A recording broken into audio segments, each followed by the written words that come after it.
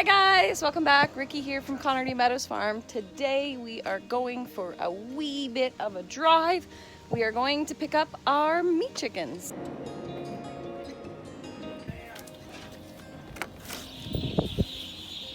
Need anything else today? What are we after?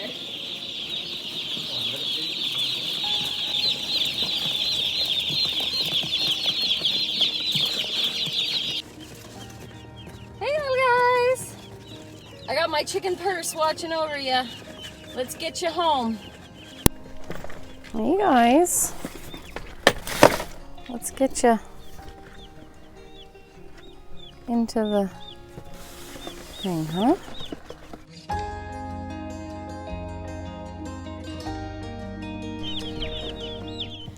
This is our brooder box, or brooder, a water trough.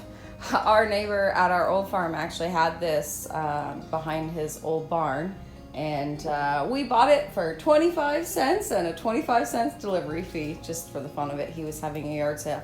Anyway, it has a whole bunch of holes, and so it's actually perfect to put our meat chickens in.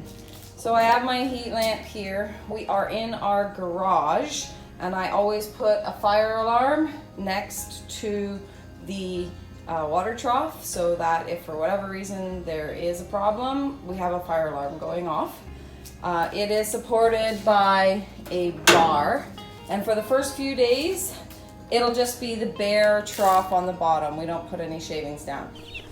So the first thing we're gonna have to do is get them some water, and we always put electrolytes in the water, and we'll go and grab them some food too. Just set them in there for a minute. We'll get this light on for them too. Whenever I bring new chicks home, I always make sure that we give them warm water and that we add stress aid to it. Just follow the directions on the label of how much to give, and this helps them not have any issues and they adjust better. And I'll give them this water with this mixture for 24 to 48 hours. So the next step in this process is that we take the chicks and one by one, we very carefully dip their beak in the water. And we will do that to every single chick to ensure that they know how to drink,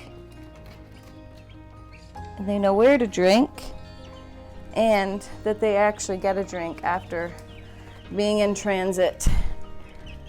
And then I will go get them some food.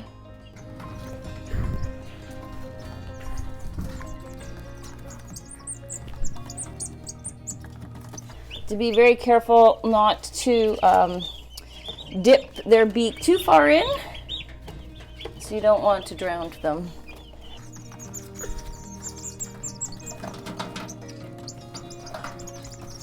It's a very hot day today. You can see they're very thirsty little ones.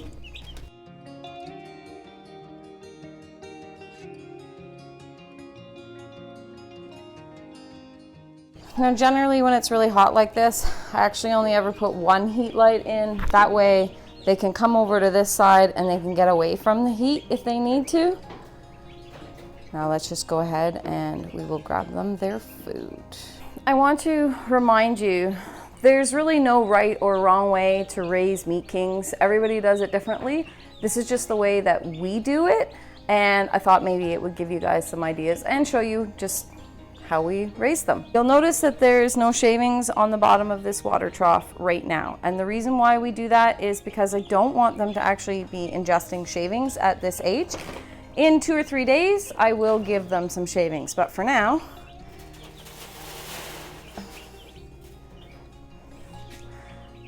so the feed that we start with our meat chickens is we actually do put 1 to 2 bags of medicated starter through. And the reason why we choose to do that is because the medication in it is only for coccidiosis. And coccidiosis in chicks can kill them so fast. So this is our way to prevent that from happening. And then by the time they're growing up and fully out on pasture and running around and whatnot, this coccidiosis medication has long since left their bodies. Really, all it's doing is giving them a good start. Now, to teach them to eat this, we pretend to be a mama chicken.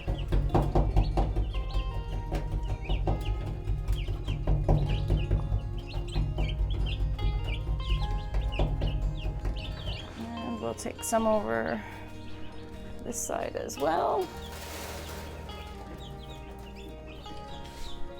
They're already pecking at the ground naturally, so having the grain on the ground, they'll pick it up and they'll eat. And this is why we don't put shavings in for the first couple days. After a couple days, we'll go ahead, we'll add shavings, and we'll put the feed into a container. But to start, this is the way we do it. You can see they're already pecking at the little bits on the ground. An old playpen also makes a fantastic brooder, providing that you don't have a pile of them. It works great. All right, little chickies, we're gonna leave you here for today. They're definitely not cold. The light is there and they're just all running around, so that's good. There are no predators in our garage, but just to be on the safe side in case one of the cats does get in. Not that we've ever had a problem with cats getting chicks, but we just put a little bit of wire on the top. And that keeps them safe, it keeps them from jumping out, and it keeps any of the cats from thinking of going in if they were to come in. Well, these fat little guys were 1 week old yesterday. You see, they're growing good. They're starting to get feathers. So this week we'll probably start to put them outside in the Cackalack just a few hours at a time. Hey everybody. As you can see, our meat kings are outside today. This is their first day outside. We are August 4th today. So they're outside. They will be going back into the garage at night, just because they're still a little bit small, and I've actually commandeered the electric netting that we usually put around this shelter across the creek for the goats, sheep, and the cow. So until I get that back in a couple days, they'll be going in at night and out during the day. So you can see they're growing well. They've been off of a light now for, I want to say 4 or 5 days at this point. Now keep in mind, we are in Ontario, Canada, and our temperatures lately have been hovering anywhere between 25 to 30 degrees Celsius. So it's been warm enough, more than warm enough for them not to need any supplemental lighting. Now, I am going to take a moment and I'm going to tell you a little bit about the shelter that they're in. We used to hand make ours, and I'll pop a little video, or I'll pop a little picture here of our old ones that we had at our old farm. Well, they worked great. They were ridiculously heavy. I could move them by hand every couple days. It was just really, really hard for me, and getting the quad in and out to move them just was more hassle than it was worth. When we moved to this farm, we invested in this unit simply because the girls and I are the ones that are usually doing the meat kings, and we really needed something that was a lot easier to use. So let me go over some of the finer points with you. This is called the Cackalack 812. This is the mid-size version that this company makes. The company that makes it, we went to a plowing match when we lived in Kingston, a small plowing match, not the international one. And there was some folks there that were selling these, and they made them on site of their home. There is a smaller version, and then there is a much, much larger version. Now what happens here is it has tires, and this lifts up, and then the same on this side. There's pins here that you shove them into the ground so it can't be lifted up. The door here is on springs, and you can lock it. The tarp comes on and off for the winter months. So we actually store this with the tarp off of it for the winter. We leave it together though, because it is a real pain in the bum to put together. And then when you lift the wheels at the front, you come back here and you lift this handle and you're going to move it. When I'm ready to move it the next time, I'll do a video of moving it so you can see how easily it is to move this. We bought these extra panels. They slide in and out, and it makes it warmer in here for them. We bought 4, so there's 2 per side. So the next size up of this actually converts into a greenhouse. You can take the white tarp off, and then they sell what they call the greenhouse package. And you can put the greenhouse tarp on, and you can use it for a greenhouse in the off season that you're not raising chicks. They also have a lot of accessories. They've got nesting boxes, they've got feed boxes, they have a watering system. We didn't choose to do any of that with this because it was a lot more expensive, and this was already a really big investment for us. And just having our own waterers and feeders in there it's not a big deal for us. But they do have all of the things that you could make this into a laying coop, that you could put sheep and goats in it, that you don't have to bring water out a couple times a day. It's all a gravity fed system. So I will put the link to the people that we bought this from. I am not affiliated with them in any way. We just really think that this is an amazing product, and obviously we want to share with you a great product. In the beginning, when we're first putting them out, like we are right now, they will just stay in this house until they learn that this is a home.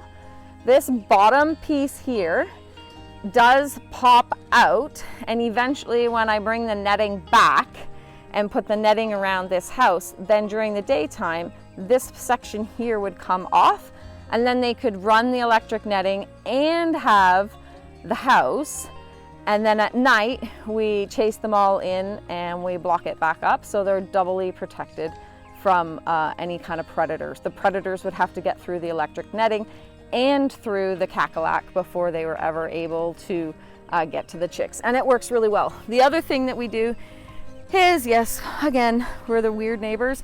As many of you know, we do run our sheep and goat and cows on the front lawn for the beginning sections of the season. But now that the Meat Kings are here, this will be running on the front lawn for the rest of the season. And that's, it's great because it's right close to the house and there's not so many predators that come this close to the house. The other thing is, that's our bedroom window. So we're really, really close and we can hear if anything is disturbing them. We will update you in a week or so. Well, another week has gone by. You can see they are outside. They go all the way around the Cackalack, in and out as they please. They are locked up at night, and they are now spending nights outside. They've been spending nights outside for, I want to say 3 or 4 nights at this point. And what we do is we'll actually lock them up within that at night. And then the netting is a secondary deterrent for predators. Morning, I'm going to show you how we move our Cackalack, which is the apparatus that we use to move our Meat Kings around. So the first thing we're going to need to do, the Cackalack comes with these pins that anchor it down in the ground. So we just put the pins out, and then there's a little holding spot to put them while we're moving them. So I'm just going to go around and do that to all 4 sides.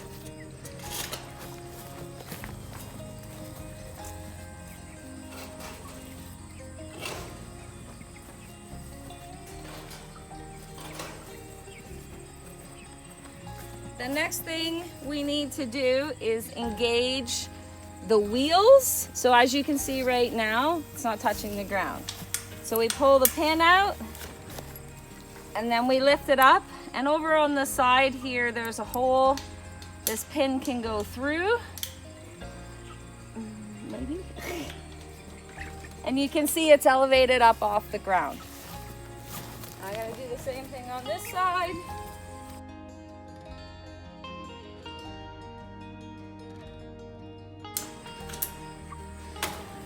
All right. The next thing we have to do is go to the front and grab the handle, and then we pull it forward. Come on.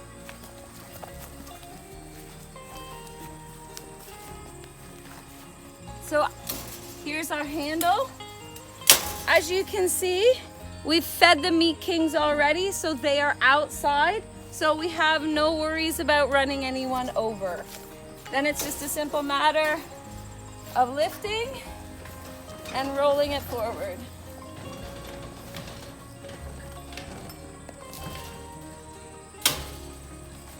And then we do all the steps in reverse.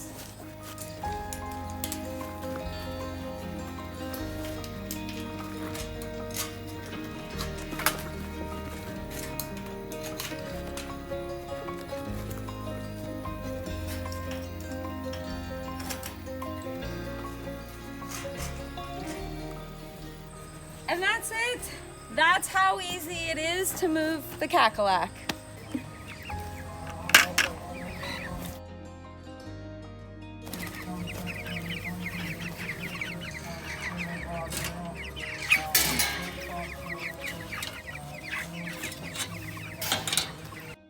These chicks have been taught that in the morning they get to go out because there'll be food waiting for them, because generally they eat everything that is left in there with them.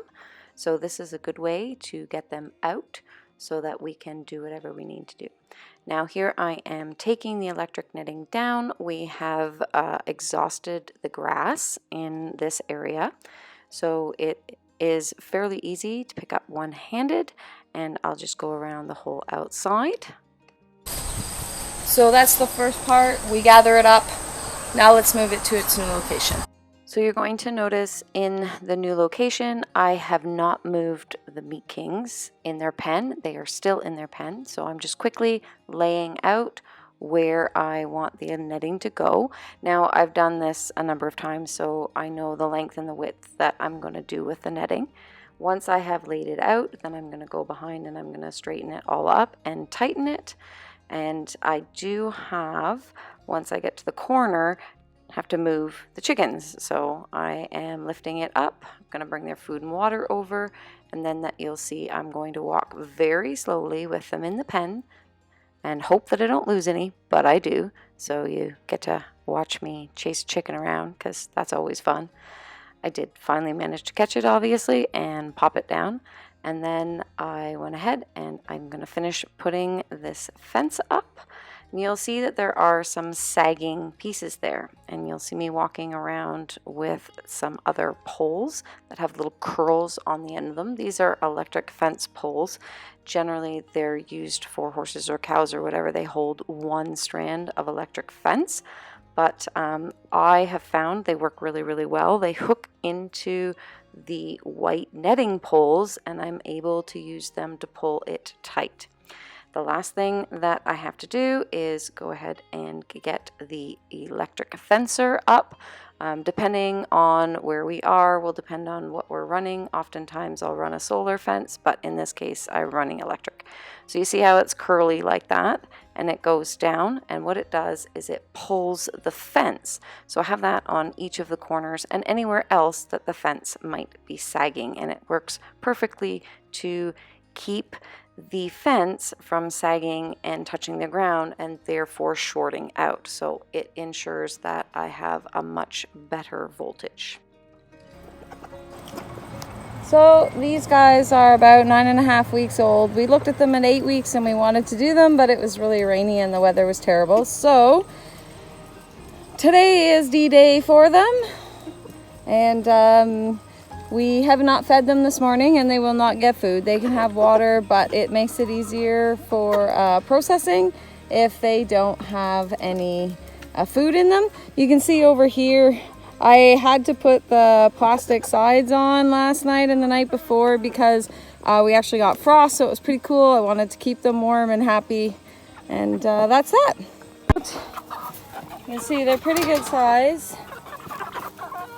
So it's time for them to head to freezer camp. I talked about what we do to winterize this or make it better for cold weather. So we are into October now, halfway through October thereabouts, and I have the next group of Meat Kings in here. So we have these little side panels on. Then I come back here and I put a green tarp. I suppose if I wanted to make it significantly warmer, I could put a clear tarp, but green is what I had. And then you can see, same, the panels on this side as well. And then in the front, I have this tarp, and I just tuck this up in underneath here. But if it's a warm enough day, I can take this tarp off. So depending on how warm it is, I'll take this tarp on and off. And I will also turn the light in there. I can turn that light on or off if we need it. So today it's a little bit warmer. It's nice and warm in there for them. As you can see, they're quite happy running around. So I'm not actually going to turn the light on. I may need to turn it on a little later this afternoon. But for now, this is what we do. And it works really, really great when the weather's cooler. These guys are ready to be processed. This is our second batch of Meat Kings. I totally forgot to do this video for the first batch, so I'm tacking this video onto the beginning video. But these guys are ready to be processed. I'll go ahead and show you our setup. I'm not going to show you the actual process. There's a lot of great YouTube videos out there on how to do that. I would suggest you look up Joel Salatin. He has piles and piles of great processing videos, but today I'm just going to show you our setup. This is a stainless steel table that I use to pare them out and clean them. That is a bucket that we put ice in for cooling them down. That's ice water. Then this is our propane. And this is our burner. The pot on the burner has soap. It helps cut the grease, and it makes it easier for them to pluck. Just a little bit goes a long way. Then we head down into another section here. This is our cone that we use. Yes, they're stainless steel ones, but traffic cone that we purchased was a lot less expensive, and the bucket. And then, of course, we do have some pieces of binder twine here that we use to string them up to pluck them. And that's it. Pretty simple setup. All right, guys, and that sums up our Meat King or Meat Chicken video. Thanks for hanging out with us on the farm. We'll see you next time.